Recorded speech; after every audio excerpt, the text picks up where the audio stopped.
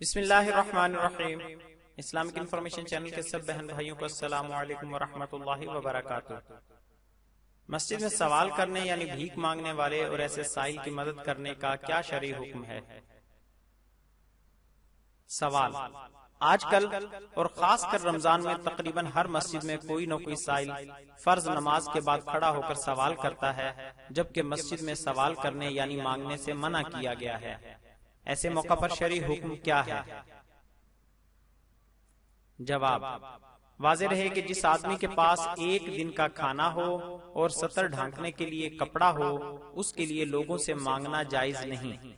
اسی طرح جو آدمی کمانے پر قادر ہو، اس کے لیے بھی سوال کرنا جائز نہیں۔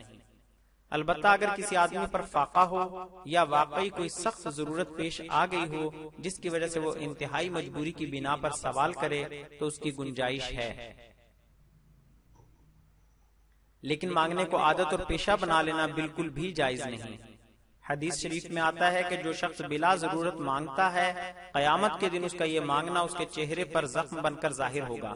ایک روایت میں ہے کہ جو اپنا مال بڑھانے کے لیے سوال کرتا ہے تو یہ جہنم کے انگارے جمع کر رہا ہے، اب چاہے تو کم جمع کرے یا زیادہ۔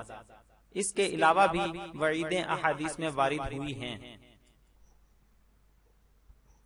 اس کے علاوہ مسجد میں بھیک مانگنے کی صورت میں مسجد کے بہت سے آداب کی خلاف ورزی بھی لازم آتی ہے، مثلا مسجد میں شور و شغب ہونا، نمازیوں کی نماز میں خلل واقع ہونا، نمازیوں کی گردنیں پھلانگنا وغیرہ، اور حدیث میں نمازیوں کی گردنیں پھلانگنے کی ممانعت بھی وارد ہے۔ اس لیے مسجد میں بھیک مانگنے سے مکمل اجتناب کرنا چاہیے، اور لوگوں کو چاہیے کہ جس شخص کے بارے میں علم ہو کہ یہ پیشہ ور بھکاری ہے اسے بھیک نہ دیں۔ تاہم اگر کسی نے چندہ دے دیا تو یہ گناہ اور ناجائز نہیں ہے، بلکہ ایسے شخص کو دینے سے بھی نفلی صدقے کا ثواب حاصل ہو جائے گا۔ اور اگر کوئی شخص انتہائی مجبور ہو تو اس کے لیے کچھ شرائط کا لحاظ رکھتے ہوئے مسجد میں سوال کر لینے کی گنجائش ہے۔ وہ شرائط یہ ہیں: نمبر 1، اس سے کسی نمازی کی نماز میں خلل نہ ہو۔ نمبر 2، کسی کو تکلیف نہ دی جائے، مثلا گردن پھلانگنا وغیرہ۔ نمبر 3، مسجد میں شور و شغب نہ کیا جائے۔ نمبر 4، چندہ زبردستی نہ لیا جائے اور چندہ نہ دینے پر کسی کو عار نہ دلائی جائے۔ تاہم مسجد کے آداب کا تقاضا یہی ہے کہ بوقت ضرورت بھی ذاتی چندہ مسجد سے باہر کیا جائے اور ضرورت پر مسجد میں صرف اعلان کر لیا جائے۔